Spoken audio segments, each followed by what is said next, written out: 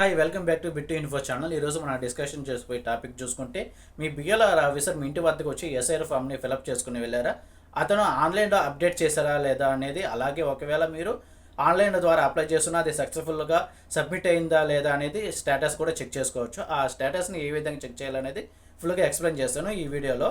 ఎక్కడో మీరు స్కిప్ చేయకుండా చూడండి, అప్పుడు ఈ వీడియో మీకు ఫుల్గా అర్థమవుతుంది. స్టేటస్ని చెక్ చేసుకోవడానికి మీ మొబైల్ ద్వారా ఒక ఎస్ఎంఎస్ ద్వారానే పొందవచ్చు. ఈ స్టేటస్ని చూసుకుంటే మాత్రము ఈ స్మార్ట్ ఫోన్ లేని వాళ్ళ కోసం ఈ ఆప్షన్ అనేది తీసుకొని వచ్చున్నారు. ఈ ఎస్ఎంఎస్లో చూసుకుంటే మన పేరు, మన పార్ట్ నెంబర్, సీరియల్ నెంబరు, మీరు ఏ అసెంబ్లీ కిందకు వస్తారు, ఏ డిస్ట్రిక్ట్లో ఉన్నారో అనే డీటెయిల్స్ మాత్రమే తెలుసుకోవచ్చు. మెయిన్గా చూసుకుంటే మీరు ఫుల్ డీటెయిల్గా చూసుకోవాలనుకుంటే ఈసీఐ నెట్ అనే యాప్ ద్వారా తెలుసుకోవచ్చు, లేదా ఓటర్ హెల్ప్లైన్ వెబ్సైట్ ద్వారానే తెలుసుకోవచ్చు ఫ్రెండ్స్.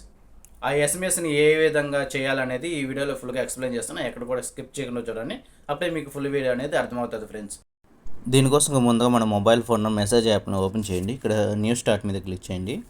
క్లిక్ చేసిన తర్వాత ఇక్కడ 1950 క్లిక్ చేసి సెండ్ చేయండి. వాళ్ళకి సెండ్ చేయాలి. ఇక్కడ మెసేజ్ టైప్ చేయండి, ఈసీఐ స్పేస్ మీ ఓటర్ కార్డు నెంబర్ క్లిక్ చేయండి.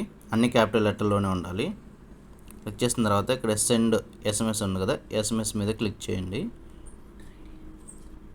ఇక్కడ ఈసీఐ స్పేస్ మన ఓటర్ ఐడి ఎంటర్ చేసి సెండ్ చేసాము. ఇక్కడ చూడండి, thank you for contact ECI అని వచ్చింది కదా.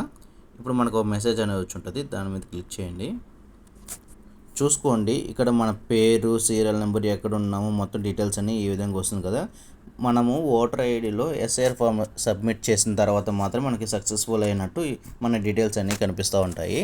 ఇదంతా జరగాలంటే మన ఓటర్ ఐడికి రిజిస్టర్ అయిన మొబైల్ నెంబర్ నుంచి మాత్రమే ఈ మెసేజ్ అన్ని ఖచ్చితంగా వాళ్ళకి సెండ్ చేయాల్సి వస్తుంది ఫ్రెండ్స్. వేరే ద్వారా సెండ్ చేస్తే మాత్రం మనకి రిప్లై అనేది రాదు. ఎంతో సింపుల్గా ఒక ఎస్ఎంఎస్ ద్వారా ఓటర్ లిస్ట్లో మీ ఓటర్ ఐడి డీటెయిల్స్ ఉన్నాయో లేవో తెలుసుకున్నారు కదా.